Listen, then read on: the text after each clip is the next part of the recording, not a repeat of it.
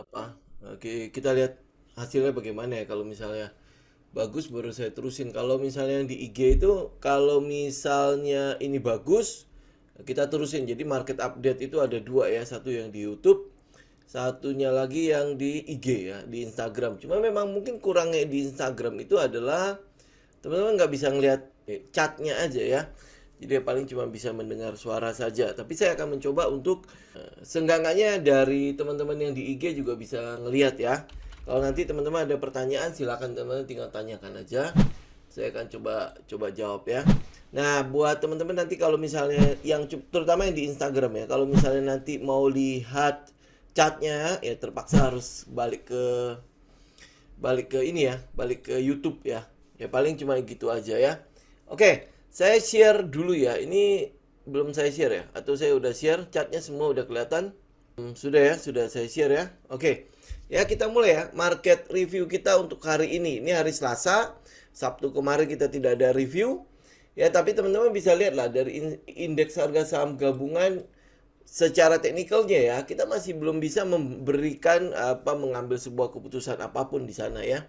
Yang kita lihat itu adalah memang kemarin hari Jumat kemarin memang ada pantulan yang membentuk seperti hammer di daerah yang sudah kita perkirakan ini sekitar 6.720 sampai 6.750 itu kurang lebih area pertamanya.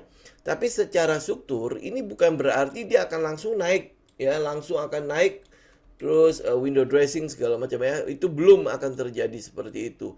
Karena kalau teman-teman lihat ya, strukturnya akan berubah, changing of karakternya akan mulai berubah itu apabila dia sudah mulai keluar atau naik ke atas 7.140 ya, 7140. Jadi teman-teman kalau misalnya lihat strukturnya itu dia udah mematahkan high yang terjadi sebelumnya.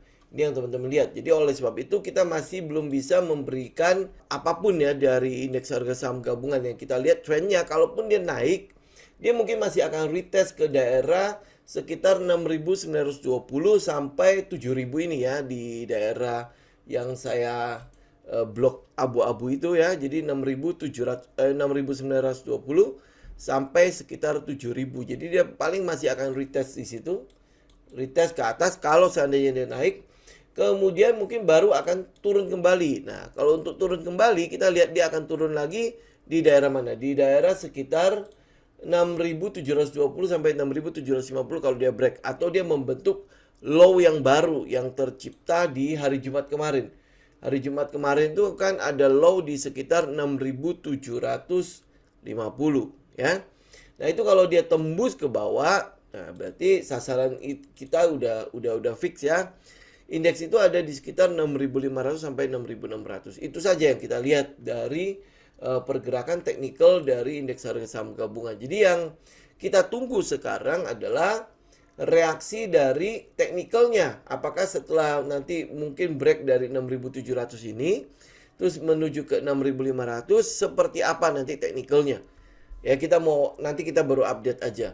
Nah sekarang pertanyaannya, kalau begitu berarti kita nggak trading ya. Dari kemarin kalau saya boleh menyarankan kepada teman-teman ya, lebih baik udah liburan aja, nggak masalah kok. Ya buat apalagi buat teman-teman yang konservatif.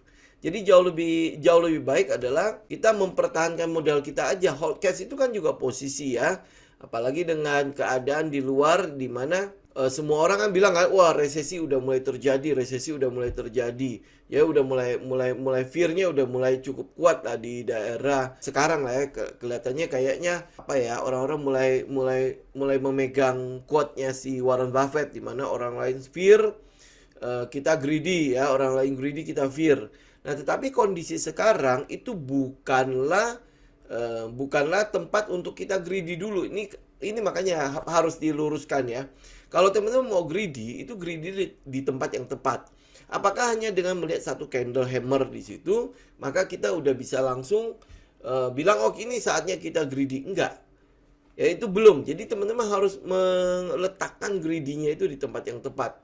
Itu yang pertama ya. Jadi secara market direction untuk yang di indeks harga saham gabungan, kita memang melihat masih ada potensi untuk sampai retest kembali ke sekitar 6.500 ya. Nah, sekarang kalau buat teman-teman yang agresif, gua kalau tetap mau trading gimana? pilihlah saham yang memiliki alasan, ya, pilihlah saham yang memiliki katalis. Kayak misalnya contoh ada beberapa saham yang masih kita pegang sampai sekarang ya. Contoh kayak Mayora, ya mungkin Pak Hans masih pegang WIMS. Terus ada beberapa saham lagi misalnya kayak ADMR, itu masih kita pegang karena masih sesuai dengan trading plan ya. Hampir-hampir kena stop loss, tapi itu masih sesuai. Jadi kalau teman-teman sudah masuk ke dalam posisi itu, yang teman-teman lakukan hanya mengikuti trading plan. Yang lain udah nggak usah dipedulin lagi. Nanti kalau dia mau mungkin akhirnya collapse atau apa gitu ya. Kalau memang di plan kita sudah memberikan kepada kita sinyal untuk keluar, teman-teman keluar. Tapi kalau belum, lu tetap stay di sana. Ya itu yang kita lakukan. Yang lain teman-teman udah nggak usah peduli. Nanti dia ada namanya VSA, volume spare analisisnya kok anomali ya. Kayaknya kita harus udah mulai keluar. Itu udah nggak usah dipedulin lagi. Yang teman-teman harus lakukan untuk menganalisa itu semua adalah sebelum action. Sebelum teman-teman buy, sebelum teman-teman punya porto itu. Ya, jadi misalnya contoh ya, kita mau masuk misalnya anggaplah saham A gitu ya. Yang lu lakukan adalah lu melakukan persiapan, mau itu support resistennya, struktur harganya, trend line-nya, semua lu gambar sebelum lu memasuki arena perang ini. Sebelum lu punya barang. Kalau lu udah punya barang, yang lu ikuti adalah trading plan lu.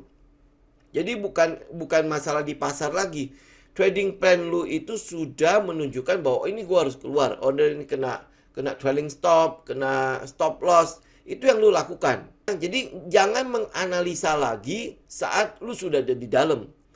Pada saat lu sudah ada di dalam, lu udah pegang barang nih, yang lu ikutin adalah trading plan lu. Nah, trading plan ini kan adalah hasil analisa lu kan.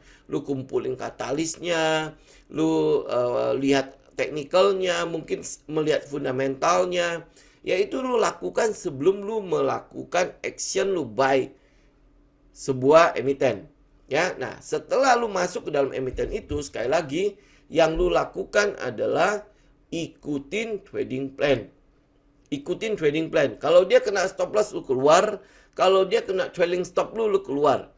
Kalau dia belum kena itu dua, lu tetap stay di dalam situ.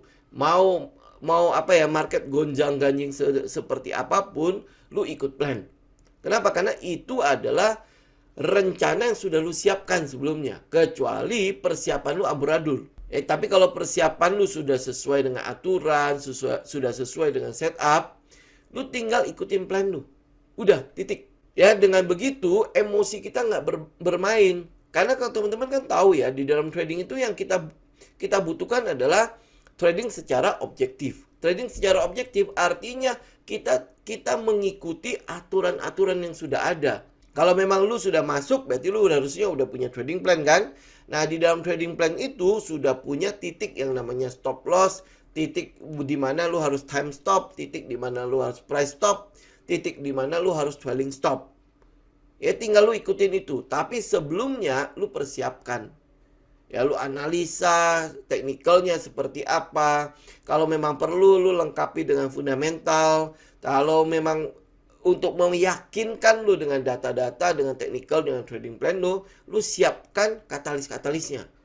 Tinggal kita lihat alasan pasar bisa menghargai emiten ini lebih tinggi lagi harganya. Apa alasannya? Pasti ada alasan, pasti ada sebab. Karena sebuah pergerakan harga tanpa sebab, ya you know lah seperti apa ya pergerakannya. Dia harus ada sebab. Karena orang yang punya uang, yang teman-teman mungkin bilang itu bandar lah, market maker lah, ya semua itu, mereka melakukan pengumpulan barang terhadap sebuah barang, itu dilakukan dengan sebuah sebab. Ya ingat ya, market discount everything.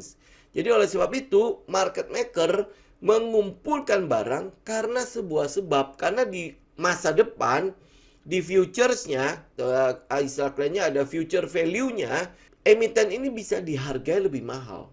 Karena ada perubahan pada fundamentalnya. Ya istilah kita perubahan penting pada fundamental. Sehingga harga dari saham ini bisa dihargai lebih tinggi. Itu kurang lebih. Kalau untuk yang lain-lain saya pikir ya nggak ada yang bisa kita update apapun ya. Kalau misalnya lihat dari Stockpick ada nggak? Ya pasti ada. Cuman saya lebih baik saya tidak kasih ya daripada mungkin teman-teman nanti akhirnya jadi ya berusaha untuk tetap ada di market. Padahal kita lihat market itu belum ada penentuan sama sekali gitu ya. Market directionnya itu belum jelas sama sekali. Jadi kalau dia belum jelas gitu, lebih baik kita hold cash aja. Ya, hold cash, pegang cash sampai dia memberikan kepada kita sinyal pembalikan arah, baru teman-teman ngambil atau teman-teman baru masuk ke pasar. Ya, kayak sekarang lah, contoh misalnya apa yang kita tunggu sekarang? Yang kita tunggu paling 2 emiten tok ya. Satu Medco, satunya lagi adalah SMGR. Selebihnya hampir boleh dibilang tidak ada setup sama sekali ya. Atau saya malas mencarinya. Ya karena memang marketnya seperti itu. Kita buat apa kita cari-cari setup kan? Kalau memang kita bisa hold cash, lebih baik hold cash dulu. Ya, nanti kalau memang keluar setup yang memang bagus, ya kita baru ikut. Ya, saya pikir cuma itu doang. Teman-teman kalau misalnya ada pertanyaan, yang di IG kalau misalnya mau bertanya, silakan teman-teman bisa komen aja, nanti saya ituin juga di situ. Ya, ini sekali lagi ya, kita mencoba untuk pertama kali ya live di IG ya. Jadi kalau memang bagus, suaranya bagus nggak di IG? Ya kalau memang bagus, ya kita tinggal lanjutin ya. Kita ada market review, market update itu di hari Selasa, Kamis sama hari Sabtu ya. Jadi kalau memang bagus, kita lanjutin di IG. Aisyah, coba kita lihat ya. Oke ya, bagus ya. Thank you, Pak. Kita coba lihat Aisyah.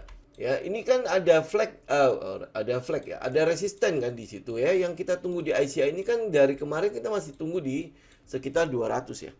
Jadi kalau ini lagi build up kan, ya lagi build up momentum di situ. Jadi yang kita tunggu itu adalah tunggu dia break aja. Dalam keadaan market seperti ini lebih baik kita konservatif aja daripada kita agresif ya. Teman-teman bisa aja kalau misalnya market lagi bagus, kita udah bisa lakukan cicilan di posisi saat ini untuk Aisyah kan. Dia lagi building up kan.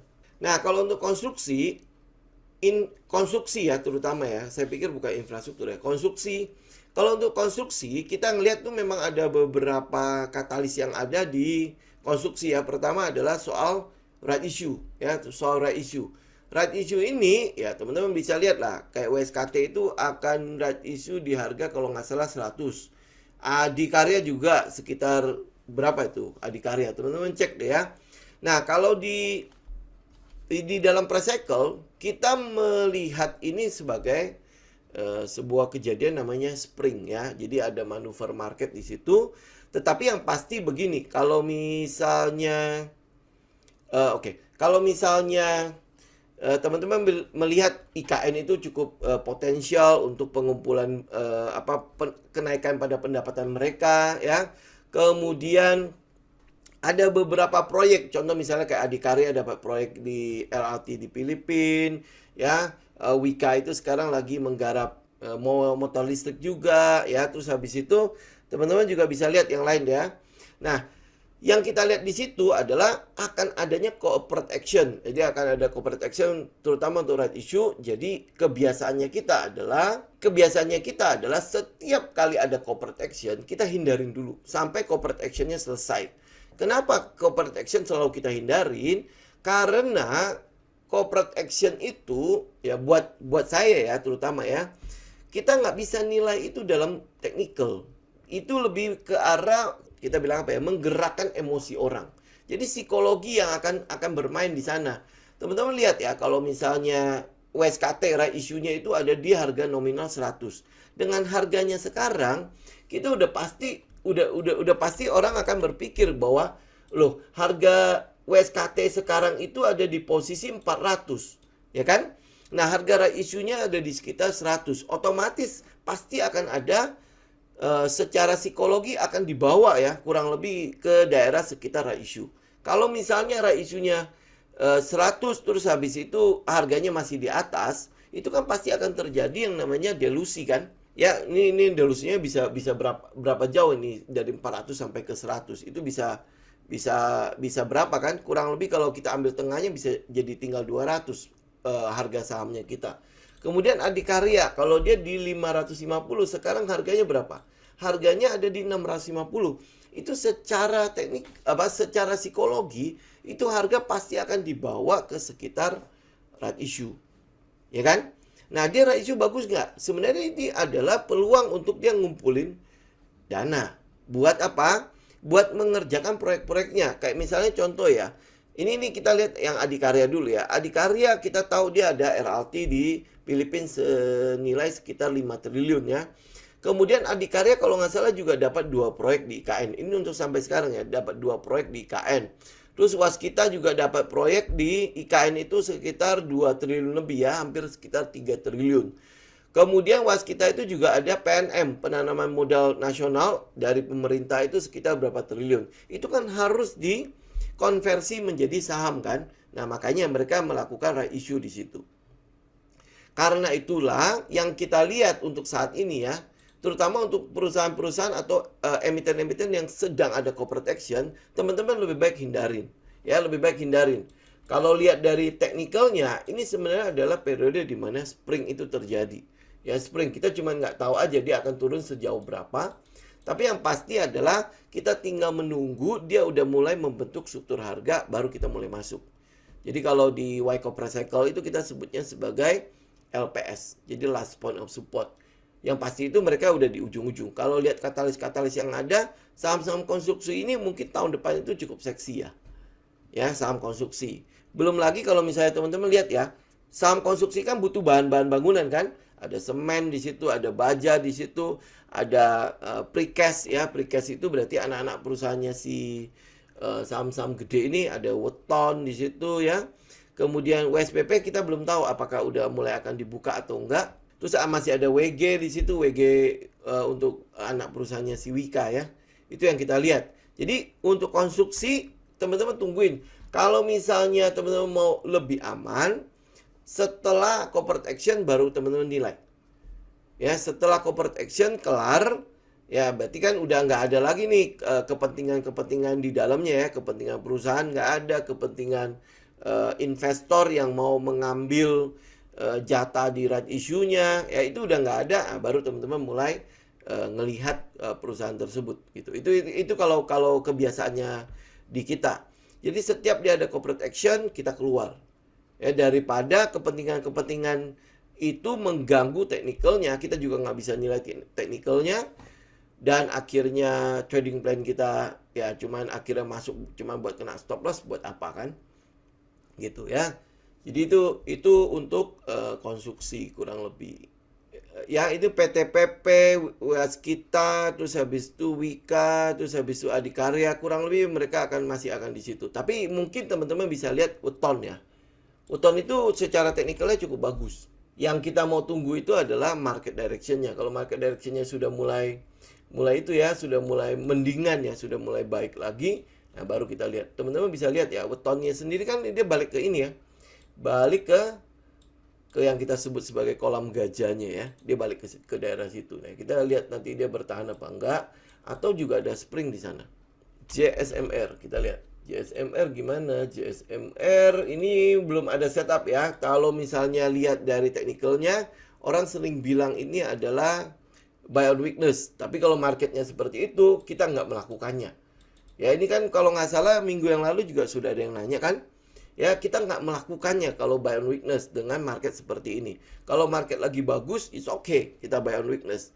Tapi kalau misalnya market lagi tidak bagus begitu, lebih baik kita buy on breakout saja. Jauh lebih tenang ya. Karena kalau breakout, kita otomatis kita tahu juga kan stop loss-nya di mana. Terus kita bisa nilai pergerakan dari support ke arah breakout, ke arah resisten itu kekuatannya bagaimana. Ya ada nggak kira-kira ini kalau misalnya kita bilang itu gajah, itu kolam, ya ada nggak gajahnya di situ? Kan kita mau nilai seperti itu kan. Kalau ada, nah kita ikut di breakout-nya. Oke, kita lihat ya, UNTR. Ini kayaknya udah agak telat ya UNTR ya. Kalau biasanya kita ngambil di mana? Di stage 1 kan. Sedangkan UNTR kalau lihat dari chart, itu stage-nya berapa? Itu sudah jauh ya, sudah lewat kemana-mana. Jadi nggak bakalan kita kejar lagi. Ini UNTR ya, apalagi kalau misalnya ngelihat dari ini, pergerakan dari bulan apa nih? Dari bulan Agustus awal sampai sekarang, itu kan sebenarnya kayak ada potensi head and shoulder di situ ya. Benar nggak? Ya UNTR. Ya kalau teman-teman lihat dari pergerakannya saja itu udah bukan setup kita. Dia kalau mau bilang stage 1 ya wis udah lewat. Ya udah lewat. Ini sampai ke 40.000 nanti juga mungkin udah ada resisten lagi kan. Tapi ini sudah bukan di sets kita. Ini udah daerah-daerah di mana udah markup terjadi. Ya kita udah nggak kejar itu lagi. Ini untuk WNTR ya. Oke, MTEL kita masih nunggu ya kalau nggak salah. Ya benar ya. Ini MTEL. Ini MTEL juga kita masih nunggu. Kalau teman-teman lihat di stage satunya, kalau di daerah tanggal berapa ini? Ini karena ada IG ya, dia karena nggak bisa ngeliat chart ya. Tanggal 19 Mei itu adalah bottomnya kan. Untuk saat ini loh, ini adalah bottomnya. Nah, sekarang apa? Penurunan yang terjadi pada MTEL itu kan masih di fase dimana B ke C kalau di price cycle. Ya, kita mau tunggu apa? Tunggu di daerah sekitar 640 sampai 660 bagaimana reaksinya. Bagaimana reaksi dari si MTEL. Ya, nah saran saya untuk kalau udah lihat kayak gini, kita akan tunggu LPS-nya aja. Berarti kan di fase pertama, fase A-nya itu money spot-nya kan udah lewat ya. Nah, yang kita tunggu itu adalah di fase C-nya akan seperti apa. Apakah dia akan membentuk money spot dulu, terus baru naik LPS-nya, atau nanti dia akan spring di situ seperti konstruksi lah. Nah, WNPR ya, kalau misalnya ini punya harga di 7.000. Oh, oke. Boleh saya kasih saran nggak, Pak? Next jangan begitu lagi ya. Kenapa? Karena itu udah jelas Bapak nggak punya yang namanya trading plan. Ya, kalau udah ngambil dari 7.000 berarti ngambil pada saat dia sedang turun ini. Ya, berarti 7.000 ngambil di tanggal-tanggal antara bulan Maretan. Ya, Maret 2021 kan. Ya, nah kalau udah gitu ini udah pasti nggak ada trading plan. Itu udah jelas-jelas dalam keadaan downtrend kita ambil. Ya, dalam keadaan downtrend kita ambil. Nah, yang sekarang kita tunggu itu, ini karena udah oke lah, udah terjadi ya. Tapi moga-moga kedepannya tidak lagi ya. Yang kita tunggu adalah 5.050. Jadi kalau di 5.050 itu dia bisa break, ya dalam 5.050 kalau bisa break, ya berarti teman-teman masih bisa ikut trend. Moga-moga bisa balik ke 7.000. Sebelumnya dia mungkin akan sideways sekitar 5.400 dulu ya. Paling habis itu nanti ya moga-moga aja ya dia bisa cukup bagus ya untuk sampai ke atas ya. Ya. Tapi nextnya tolong bikin trading plan, Pak. Kalau enggak ya itu jadi bingung kan lu mau ngapain gitu loh. Kalau memang kita ngambil di bulan Maret, oke, dianggap tidak ada lagi low di situ, dia udah mulai sideways ya. Kalau tidak salah ya di bulan Maret ya. Dia udah mulai sideways. Nah, ya artinya apa? Artinya kalau misalnya dia break dari sideways itu harusnya udah keluar. Ya kan? Break dari sideways itu berarti level di mana stop loss kita ada di situ. Otomatis kita nggak perlu harus nahan sampai sekarang kan? Ya mungkin saja bisa beli di 3.000-an. Atau sekarang malah bisa lakukan cicilan di sideways yang sekarang. Jauh lebih aman kan sideways yang sekarang dibandingkan dengan sideways kemarin. Kemarin itu kan masih kayak nangkap pisau jatuh kan. Ya dibandingkan dengan sekarang. Sekarang kan kita lihat ya, struktur marketnya juga udah patah. Tinggal kita tunggu sekali lagi di 5.400. Artinya kalau 5.400 dia bisa break, itu stage satunya udah kelar. Gitu, berarti kan kita akan menuju ke periode markup yang akan terjadi nextnya. Saya balik ke Zoom dulu ya. Teman-teman kalau misalnya di IG ada pertanyaan silakan. Nanti juga akan dioper ke Zoom sih. Oke, habis itu Friends. Nah, ini Friends juga sama ya. Hari ini kalau nggak salah ada berita tuh yang soal Alibaba. Ini Friends kan dia balik ke area yang kita beli dulu ya di daerah sekitar 68 sampai ke 71.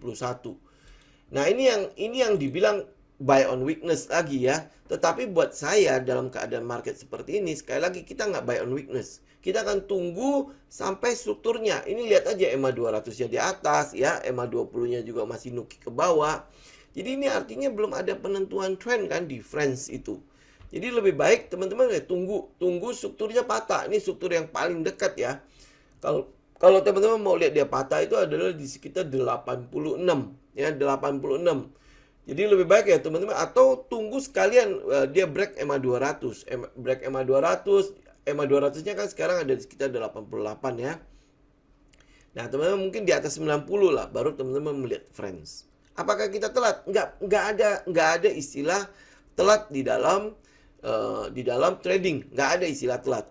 Cuman tinggal ada setup apa enggak. Kayak gini kan lu mungkin oke, ambil setup apa? Buy on weakness. Ya oke, nggak apa-apa lu buy on weakness. Tetapi karena market directionnya seperti itu, aturan saya adalah saya nggak akan buy on weakness. Ya, saya nggak akan menggunakan teknik itu. Kalau market lagi bagus-bagus ya nggak apa-apa saya agresif. Tapi kalau market lagi jelek, saya tidak akan buy on weakness. Gitu. Jadi saya akan tunggu minimal strukturnya break. Jadi kalau istilah kita kan minimal udah ada kometnya di situ. Ya, konfirmasi 4 titik. Jadi udah ada pergerakan uptrendnya. Jadi sudah membentuk higher low. Ya, nah habis itu is. Is ini tanggal berapa ya? Akan kumdat ya, tanggal 21 kalau tidak salah akan kumdat. Jadi hati-hati saja ya. Dia udah balik ke harga buy-nya. Harga buy kemarin itu saya sempat buy di 112 kan.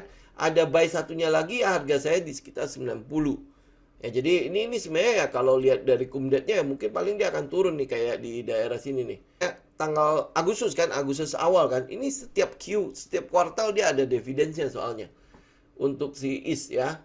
Kalau nggak salah tanggal berapa ya? Tanggal Agustusan ya. Nah ini ya. Nah, di Agustus ini kumdatnya itu tidak turun jauh banget yang di Agustus. Sedangkan sekarang posisinya kan dia sudah price in untuk laporan keuangan Q2. Nah, laporan keuangan Q3 itu kira-kira akan seperti apa kan kita belum tahu. Betul nggak? Ya, tapi dari analisanya kita memang kelihatannya akan bagus. Kenapa? Karena ini kan hotel ya. Hotel. Nah, pandemi kan udah mulai kelihatannya jaraknya kan udah nggak pernah naik di atas PPKM level 2 lagi kan. Dan kalau di lapangan juga kita lihat orang-orang juga udah nganggap hampir seperti nggak ada pandemi. Cuman ya pakai masker doang ya. Sisanya kan hampir nggak ada, kayak nggak ada pandemi lagi kan. Nah, kita lihat tingkat okupansi dari hotel-hotel sudah mulai terisi. Belum lagi kalau teman-teman lihat dari ini ya laporan keuangannya. Sejak Q4 2021, Q1 2022, Q2 2022 itu selalu sudah mulai mengalami peningkatan dan dia membagikan dividen setiap Q. Lu kebayang nggak sih IS ini? Ya, padahal dia saham beredarnya cuma 7% loh. Tapi dia setiap Q. Nah, kita berharap nanti kita lihat ya. Q3-nya harusnya bagus. Harusnya kalau ngelihat dari analisa yang ada loh. Tapi ingat loh ya, analisa kita bisa aja salah. Jadi kalau lihat dari teknikalnya, ini sih sebenarnya udah tinggal ngikutin trend aja. Lu tinggal seberapa kuat lu untuk mengikuti pergerakan trendnya. Ya, kemarin kan kita udah beda ya untuk IS kan. Nah, IS-nya skornya berapa? Lu udah bisa lihat sendiri. HMSP sudah mulai melambat. Cuman ini ya, untuk saham-saham rokok ini ya, kita masih belum bisa melihat sesuatu yang baik muncul dari saham rokok. Ya, apalagi nanti tahun depan pasti akan dinaikin lagi cukainya. Ya mungkin teknikalnya oke lah. Teknikalnya memang ada di sekitar di bawah. Terus habis itu pergerakannya juga udah mulai habis. Udah mulai selesai kan. Trendnya kan. Tetapi ini sekali lagi kita nggak melihat ada sesuatu yang bagus di saham-saham rokok untuk tahun ini. Bahkan untuk tahun depan mungkin cukainya juga akan dinaikin kembali. Jadi kalau lihat dari window dressing ya mungkinnya pergerakannya ya oke lah kalau misalnya lihat ya. Ini kalau bisa break 950 ya paling sasaran kita paling dekat ya. Ini untuk yang optimis ya di sekitar 1100. Tetapi ya saya nggak tahu yakin dengan pergerakan dari saham rokok ini. Ya paling teman-teman buat swing oke lah. Ya tetapi kalau misalnya buat ngikutin trend nanti dia akan jadi seperti apa, saya nggak terlalu melihat hal itu akan terjadi di saham rokok tahun ini maupun tahun depan. Ya, ini yang kita lihat ya. Dari saham rokok ini kalau lihat dari teknikalnya, iya kelihatannya memang udah buy on weakness kan. Balik lagi ke support yang terjadi di tanggal berapa nih? April 2022 kan dia balik lagi ke situ ya. Nah, ini apakah stage-nya akan berakhir atau enggak? Katalisnya nggak ada masalahnya. Sebabnya nggak ada. Teman-teman coba dikorek lagi ya lebih jauh ya. Tapi yang kita lihat adalah katalisnya yang nggak ada. Jadi kekuatannya nggak ada, powernya nggak ada. Kalau powernya nggak ada gimana ya? Mau mendorong kendaraan ini buat naik, siapa yang mendorong nih? Oke. Kemudian ada Cimori. Mana nih? Oke ya, Cimori itu kita tunggu dia break saja. Nih ya, break di mana? Di 4.500 ini Cimori. Jadi yang paling dekat, yang resisten yang paling dekat itu ya di sekitar 4.500. Ini yang kita lihat dari Cimori ya. Lainnya nggak ada. Nah, tapi ini sekali lagi, ini udah pernah saya sampaikan juga kan, Cimori itu lebih ke arah value investing stock. Karena lot size-nya juga nggak gede ya. Bener ya, lot size-nya juga nggak gede. Jadi kalau kita trading kan di situ, ya lu cuma dapat beberapa lot doang. Kemarin saya mencoba untuk ngambil 100 lot aja udah setengah mati, susah banget. Ya, belinya gampang, jualnya susah. Jadi oleh sebab itu makanya teman-teman lebih baik value investing untuk si saham Cimori. Kedepannya itu memang mungkin masih akan cukup bagus sih. Oke, apalagi kalau teman-teman lihat ya, kalau masuk resesi pun yang namanya sektoral rotasi kan non cyclical itu kan selalu akan menjadi tempat di mana uang-uang gede itu ditaruh ya, diparkir kan, uang-uang gede. Kenapa kalau kita lihat dari kehidupan sehari-hari lah ya, kenapa non cyclical itu pada saat resesi tetap ada demand di situ. Karena orang nggak bisa, lu mau bilang oh karena resesi lu nggak akhirnya mengurangi jatah makan lu jadi tadinya 3 kali menjadi 2 kali, nggak mungkin kan? Lu tetap harus makan, walaupun mungkin ya oke lebih sederhana, tetapi lu makan. Makanya kenapa yang Aisyah, hoki, nasi segala macam itu bisa mulai. Ya kita ngeliat kayak gitu. Nah demikian juga kenapa Mayora sampai sekarang masih belum patah. Ini juga mengantisipasi laporan keuangan Q3-nya ya. Dia habis jual banknya mungkin udah dapat cash yang lumayan untuk melakukan ekspansi di sektor industrialnya. Ya ini yang kita lihat. Nah secara teknikal untuk Cimori ini 4.500. Ya tapi ingat ini lot size-nya nggak banyak. Lot size nggak banyak, oleh sebab itu saya lebih suggest ke teman-teman lebih baik teman-teman ambil position aja di situ. Jadi ngikutin trendnya sampai dia patah. Ini kan trendnya masih bagus kan. Sejak dia IPO sampai sekarang ini berapa kali kita masuk ya? Ya sampai sekarang itu trendnya belum patah. Lihat kan? Ya kalau lihat di weekly lebih tenang ya. Nih, nah, weekly kan enak kan? Cakep kan? Yang ngikutin aja kayak gitu ke atas. Nah, apalagi kalau ini break 4.500 atau break 4.000 berapa nih high-nya? 4.700 itu udah all time high lagi. Nah, dia pasti akan lanjut lagi. Ya, oke. Kemudian ada Cobex. Oke, ini ya. Ini kalau Cobex ya. Teman-teman kalau misalnya lihat ini paling kita masih akan tunggu di sekitar 450-an. Tapi ini Cobex ya. Kalau dia ramai doang, pada saat dia ramai baru lot size-nya gede. Tapi kalau dia lagi sepi-sepi begini, dia biasanya lot size-nya kecil nih. Lihat di weekly-nya itu lebih enak ya lihatnya. Nih. Kalau teman-teman lihat di weekly, ini ada semacam kayak cup. Teman-teman bisa lihat ya. Itu ada semacam cup di situ di weekly. Nah, apa yang sedang kalau sampai kejadian ya, apa yang sedang terjadi di sini itu seperti dia sedang membentuk handle-nya. Ya, handle-nya. Jadi kalau lihat di IG teman-teman bisa lihat ya nanti di technical-nya ya. Di weekly-nya, weekly chart-nya, teman-teman bisa lihat itu ada cup di situ. Itu ada cup di sana. Nah, sekarang yang sedang terjadi pada chart weekly ya. Ingat ya, weekly ya, jangan lihat chart di daily, teman-teman bisa susah ngeliatnya. Nah, sedangkan kalau yang terjadi sekarang itu adalah handle-nya. Ya, ini adalah handle-nya. Nah, kita tinggal nunggu nih kalau teman-teman yang konservatif ya bisa ambil di sekitar 700 ya 680-an, 688 yaitu di atas handle-nya kan. Nah, atau teman-teman bisa masuk duluan. Masuknya gimana? Ya masuknya di daily. Cari di situ ada setup nggak? Kan habis naik nih. Habis naik kemudian dia udah balik lagi nih ke daerah sekitar 330 sampai 450. Nah, di situ nanti pasti akan muncul namanya money spot. Jangan-jangan sudah. Nah, ini dikit lagi nih. Harusnya sudah nih. Ya, daerah-daerah sini sudah mulai nih dari tanggal 20 September sampai Oktoberan itu 1 bulan itu sebenarnya teman-teman udah bisa lihat ada money spot di daerah situ. Kemudian dia udah mulai kena support di sekitar 5200 kan. Jadi sekali lagi balik lagi karena marketnya masih begitu-gitu saja. Teman-teman lebih baik konservatif, tunggu di sekitar 450. Jadi dia break 450 ini aja masih agresif banget. Kalau teman-teman mau konservatif, lihat di weekly. Jadi pastikan dia break terus udah confirm dengan pola cup and handle-nya. Nah, next-nya habis itu teman-teman ikutin trend. Ikutin trend kalau teman-teman masuk dengan cup and handle itu panjang. Itu gede banget. Ya, tetapi ingat, jangan berpikir bahwa oh walaupun nanti dia akan bergerak sampai walaupun dia cup and handle, tapi pergerakan sampai mencapai targetnya, target cup and handle itu bukan waktunya ya teman-teman mungkin berpikir seminggu capai gitu ya. Enggak seperti itu. Ya pergerakannya mungkin bisa berapa lama gitu, ada berapa bulan gitu. Itu following the trend. Ya ini untuk si Kobex ya, untuk Kobex. Catnya nggak kelihatan. Iya, itu memang nggak enaknya IG ya. Siapa ini? Ibu ya. Nggak enak IG. Nanti lihat di ini ya, lihat di YouTube ya. Nanti kan saya posting lagi ke YouTube, jadi teman-teman bisa lihat catnya di sana.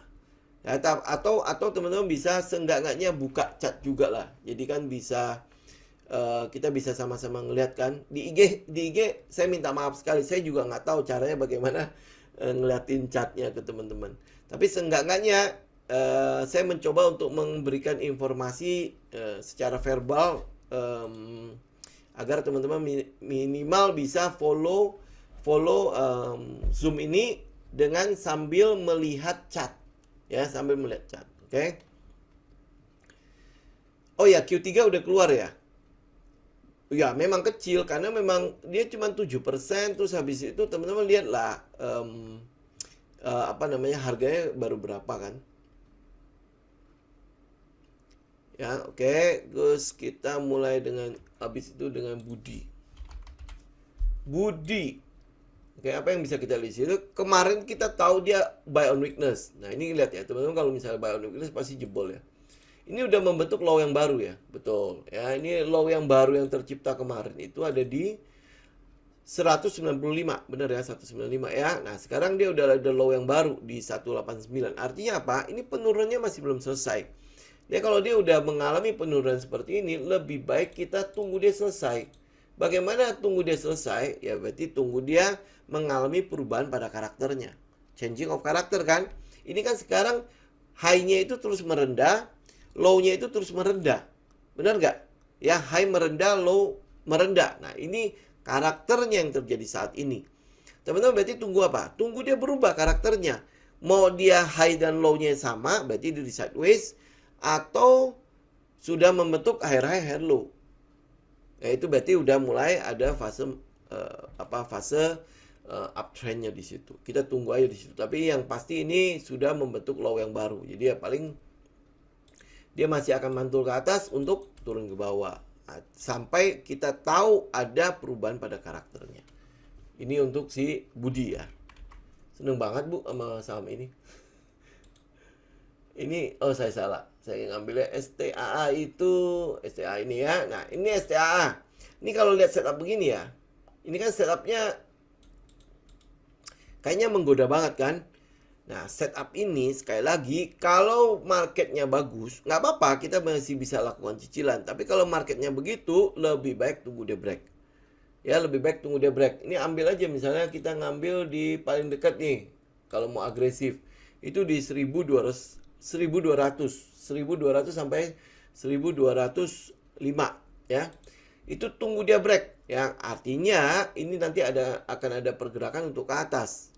Kita cuma mau confirm itu doang, atau dia cuman false kemudian turun lagi, kan bisa kayak gitu ya. Jadi ya lebih baik kita tunggu konfirmasi aja. Pegas, nah kalau ini Pegas ini agak jarang ya kita bahas ya. Pegas untuk saat ini posisi untuk entry-nya ya buat teman-teman yang konservatif dan untuk market seperti saat ini lebih baik tunggu dia break 2000. Ya, break 2000 baru kita masuk. Oke, itu kurang lebih. Teman-teman dari IG ada pertanyaan lagi? Ini kalau misalnya IG-nya cukup ya, cukup bagus, suara oke, semua ini saya masih testing ya. Berarti nanti pas market review Selasa, Kamis, dan hari Sabtu saya akan coba juga live di IG ya. Oke, terus BRMS. Ini kan dia masih turun kan? Ini kalau saya ambil ini deh. Nih BRMS, teman-teman bisa lihat nggak? Itu BRMS kan masih turun, kemudian dia udah baru mulai membentuk yang namanya higher low. Ya ini kalau lihat ini deh, lihat dari di chartnya weekly deh. Kalau teman-teman lihat di chartnya weekly, teman-teman bisa ngeliat trendnya seperti apa. Yang terjadi saat ini, dia masih setelah turun kemudian berhenti di situ. Lihat nggak? Dia kayak membentuk kotak di situ. Ya, nah kotak itu kan seperti invert flag kan. Jadi bendera yang dibalik gitu, bendera yang dibalik. Nah kalau ini invert flag, ini kita konfirmasi dulu ya. Kalau kita konfirmasi dia invert flag, berarti dia masih akan meneruskan turunnya.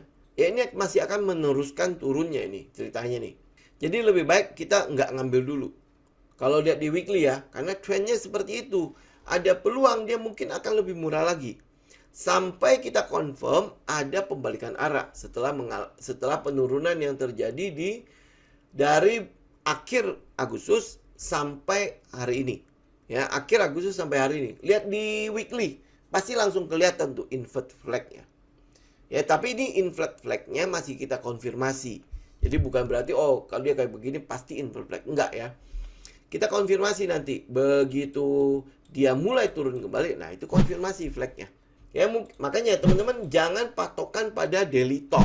Daily itu betul kita melihat daily untuk mencari titik kita entry. Tetapi trendnya ada di mana? Trendnya itu ada di weekly. Jadi kalau teman-teman lihat, ini jangan-jangan dia udah mulai mau naik nih, ya. Lu lihat, lu pindahkan ke weekly.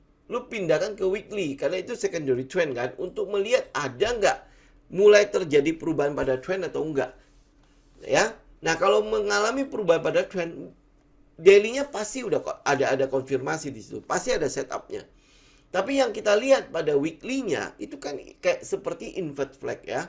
Ini BRMS. Teman-teman lihat deh, chart yang di IG, teman-teman lihat chart di weekly-nya. Teman-teman bisa lihat, seperti ada flag yang dibalik. Tapi ini belum confirm. Kalau dia confirm gimana? Kalau dia turun kembali. Karena dia seperti itu, makanya kita belum mengambil posisi apapun pada BRMS. Ya, ini yang kita lihat dari BRMS, oke? Jadi kalau mungkin teman-teman, ini kan ada katalis cukup bagus kan BRMS. Nanti bentar lagi akan buka tambang yang keduanya, terus belum lagi grup Salim juga ada di situ. Tetapi technical masih memberikan kepada kita sinyal bahwa lu jangan masuk dulu, ini belum waktunya untuk lu masuk. Ya ini ya. Jadi makanya kenapa kalau kita trader, kita lihat technical. Technical itu adalah segalanya buat kita. Sentimen fundamental itu pelengkap. Technical setup kita ada nggak di situ? Kalau ada, kita masuk. Kalau nggak ada, kita belum masuk. Kemudian untuk bet, teman-teman IG berarti sekalian itu ya. Sekalian kalau ngikutin ya, teman-teman sekalian buka chat aja. Nah ini untuk bet nih. Teman-teman lihat ya, bet ya. Saya sempat tandain bet. Ini bet ya. Nah teman-teman lihat bet. Apa yang teman-teman lihat di situ? Dia ada di mana? Ya, teman-teman panjangin tuh. Atau lihat di weekly aja. Ya, pas lihat di weekly, dia sedang ngapain ya? Oke, saya gambar. Nah, dari sini mungkin kelihatan ujungnya itu juga sama. Dia membentuk ada triangle di situ lah. Kita ngomongnya triangle aja lah ya. Nggak usah pakai istilah yang aneh-aneh. Teman bisa lihat ada triangle di situ. Ada potensi di mana dia membentuk money spot. Ya, sudah mulai kan? Volumenya udah nggak ada. Volumenya udah kecil loh. Lihat nggak? Nah, kemudian di set satunya, bullish activity ada nggak? Jelas nongol di situ ya. Nah, apakah dia akan langsung naik lagi? Teman-teman tinggal konfirmasi. Kalau lihat dari money spot, berarti paling dekat ya EMA 200-nya itu kurang lebih di 1485. Itu mungkin akan menjadi trigger awal buat teman-teman bisa mulai mungkin koleksi untuk saham bet ya. Kalau enggak, berarti teman-teman tunggu dia breakout. Teman-teman bisa tarik trendline di sana. Ada trendline-nya di sana. Kelihatan banget. Pasti teman-teman bisa lihat ada trendline di sana. Ya, nah habis itu posisi di 1400, anggaplah 1500 ya. Ya, untuk saham bet. Jadi teman-teman bisa perhatikan saham bet. Nah, sembari menunggu, yang lu lakukan apa? Cari sentimennya. Cari katalisnya. Apa sih yang akan menyebabkan si bet ini bisa dihargai lebih tinggi? Ya, seenggak-enggaknya kita bisa trading sampai ke sekitar 2000. Ya, dari 1500 ke 2000 lumayan lah ya. Ada sekitar 20% lebih ya. Sekitar hampir 20, hampir 30%. Lumayan lah saham bet. Tapi ingat, lihat katalisnya. Mungkin dia akan ada price in untuk si laporan keuangan Q3-nya.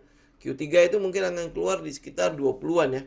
20 sampai akhir Oktober ini. Tanggal berapa ya yang keluar banyak sekali tuh laporan keuangan? Kalau nggak salah akhir-akhir Oktober tuh. Tanggal berapa itu? Kalau ada sambat nggak di situ? Teman-teman perhatikan deh. Nah, pasti akan ada something di situ. Kejutan pasti akan terjadi di sana. Teman-teman tunggu laporan keuangan keluar atau sudah melakukan pricing in. Karena setupnya sudah ada, lu udah bisa memprice in sekarang. Jadi jangan tunggu laporan keuangan keluar. Begitu laporan keuangan keluar, dia udah discount everything. Market discount everything, ya. Ini sambat, jadi teman-teman udah bisa mulai perhatikan lah. Tinggal cari technical. Tinggal cari sentimennya. Kalau technicalnya sudah confirm nih. Ada setup kita di sana, ya. Bener kan? Periodenya dari tanggal berapa nih? Dari tanggal bulan Mei ya. Bulan Mei tahun lalu, tahun 2020 sampai sekarang itu udah terjadi bullish activity di sana. Ya, aktivitas bullishnya di situ. Jadi artinya kalau kita lihat ini kolam, isinya sudah ada gajahnya. Ya, tinggal konfirmasi doang. Ya, konfirmasi pasti udah ada sempalan-sempalan lah bagaimana si bird ke depannya dia akan seperti apa. Ya, terus habis itu apa yang akan dia lakukan ke depannya. Komentar untuk PTBA, kan di grup udah komentar semua. Ya, saya nggak tahu, kita juga nggak tahu kok dia melakukan co-protection membeli itu ya PLTU ya, padahal itu kan udah mau disuntik mati ya. Nggak tahu action plan dia apa untuk si PTBA. Ya, kita nggak tahu. Nah, sektor properti gimana? Sektor properti itu kan teman-teman tahu ya, Bank Indonesia sedang menaikkan suku bunga kan. Itu udah pasti akan kena dampaknya. Jadi ya sementara kita hindarin dulu di sana. Ya, apa LSIP? LSIP kan karena CPO-nya memang turun. Oke, habis itu DGIK udah belum ya? Oh ya, kita cek dulu ya DGIK ya. Karena kemarin kan sempat muncul tuh di lelang tuh DGIK ya. Ini masih belum nih DGIK, masih di situ-situ aja. Ini masih kita tunggu ya. Konfirmasi DGIK itu ada di 132. Jadi kalau dia break 132 baru kita mulai ikut ya. Oke, nah sebentar saya lihat LSIP dan TAPG. LSIP kok turun, TAPG kok naik gitu kan. Nih, LSIP ini udah jelas turun ya, LSIP ya. Kemudian TAPG. Kenapa TAPG naik? TAPG nggak naik juga. Jangan analisa cuman candle terakhir itu. Jangan analisa candle terakhir. Tapi lihat trennya secara keseluruhan. TAPG itu saat ini posisinya sideways. Kemudian LSIP ini posisinya apa trennya? Ya, tren gedenya juga masih sideways. Jadi sebenarnya untuk CPO itu tren yang ada saat ini adalah sideways. Ya, di dalam sideways ya kalau ada pergerakan ya wajar aja karena kan memang sideways itu kan adalah support ke resisten, support resisten gitu kan. Gitu doang. Ya, tetapi keseluruhannya, tren keseluruhannya dia sideways. Berarti menunggu CPO-nya membaik. Ya, apakah bisa membaik? Ya, kita tinggal cek ya nanti ke chartnya CPO. CPO itu apa? FCPO ya. Chartnya sendiri apa? Chartnya sendiri untuk CPO itu juga masih sideways sampai sekarang. Ya, setelah turun habis itu dia sideways. Berarti kan masih nunggu ya. Kalau turun begini, saya ke weekly ya, teman-teman bisa lihat ya. Dia berarti kan membentuk flag juga kan di situ kan. Turun, flag gitu. Nah, ini kalau dia udah flag begini, kalau mau confirm dia invert flag apa enggak, ya berarti tunggu dia break. Untuk yang itu ya CPO-nya, harga CPO-nya ya. Jadi tunggu dia break. Kalau dia ada break ya udah kita ambil. Ya, break ke atas baru kita mulai lihat CPO mulai ada perubahan pada trend. Tapi kalau enggak, nah, mungkin dia akan meneruskan trend turun ke bawah. Ya, saham konstruksi nih Pak Duta pasti telat. Ditanya lagi. Coba lihat di grup tele, kita udah sempat bahas di situ. Ini ngomong-ngomong kita bahas konstruksi di mana ya? Yang ribut di Spring itu loh. Teman-teman coba cek. Ya, oke. Ada pertanyaan lagi? Oke, nah itu untuk CPO ya. Jadi artinya jangan dianalisa per candle ya, jangan dianalisa per candle. tapi analisa trennya secara keseluruhan. Di teori Dawes, kita kan kenal dengan 3 trend ya. Ada major trend, ada secondary trend, ada namanya minor trend ya. Tujuannya apa? Kita punya apa? Ada trend-trend seperti itu. Pertama, major trend itu kita mau lihat keseluruhan trend big picture-nya itu ada di mana dia. Jadi kan biar kita tahu ya, kalau dia big picture-nya itu ada di uptrend, lu melakukan short di situ kan udah pasti nggak kena kan. Jadi artinya kalau dia masih uptrend, berarti masih ada peluang kita bisa mengikuti trend. Tapi sebagai trader, apalagi teman-teman hanya swing doang ya, kita jarang menggunakan yang major. Yang kita pakai itu lebih ke arah secondary. Secondary itu untuk apa? Buat teman-teman yang alumni itu cuma buat refresh ya. Itu untuk mengetahui adanya perubahan pada trend atau tidak. Ya, yang kita sering bilang changing of character, perubahan perilakunya, ada nggak di situ? Nah, kalau ada, berarti kan kita mungkin saja bisa mulai melihat itu lebih awal. Ya, ini secondary trend. Nah, habis itu kita masuk di mana? Kalau teman-teman mau cari harga entry, itu di daily. Ingat, harga entry teman-teman cari di daily. Jadi bukan di weekly. Kalau teman-teman cari di weekly, teman-teman mungkin harus ngikutin pergerakannya di weekly. Jangan entry di weekly, ngikutin trendnya di daily. Ya, nanti pasti bolak-balik akan keluar masuk jadinya. Ya, oke. Nah, buat teman-teman yang telat, terus habis itu teman-teman yang mungkin mau lihat chartnya, teman-teman yang di IG bisa nanti lihat ke YouTube ya, lihat ke YouTube. Nah, yang lain ya udah kita ini masih testing sih. Kalau testingnya bagus, responnya cukup oke. Nanti hari Kamis kita tetap nanti ada live di IG ya. Oke. Paling begitu dulu ya teman-teman untuk hari ini ya, semoga bermanfaat ya apa yang kita sampaikan hari ini. Ingat ya, karena trendnya masih belum menentu untuk market directionnya, saran saya tetap kalau teman-teman bisa hold cash, lebih baik hold cash. Kalau nggak bisa, berarti carilah setup atau saham-saham yang memiliki katalis yang cukup kuat untuk teman-teman ikuti. Yang sering kita bilang stoknya itu stronger than market. Pada saat market sedang gonjang-ganjing, dia mungkin cuma wait and see doang, bertahan di situ. Atau pada saat market turun, ya dia nggak ikut turun, tapi mungkin juga dia positif. Ya kayak misalnya teman-teman bisa lihat lah saham-saham yang kita mungkin kemarin rekomendasi juga cukup stronger than the market ya. Nah, tapi kalau teman-teman sudah masuk ke dalamnya atau sudah punya emitennya, yang teman-teman harus lakukan adalah follow the plan. Jadi artinya kalau dia udah kena stop loss, jangan ditahan. Keluar dari situ.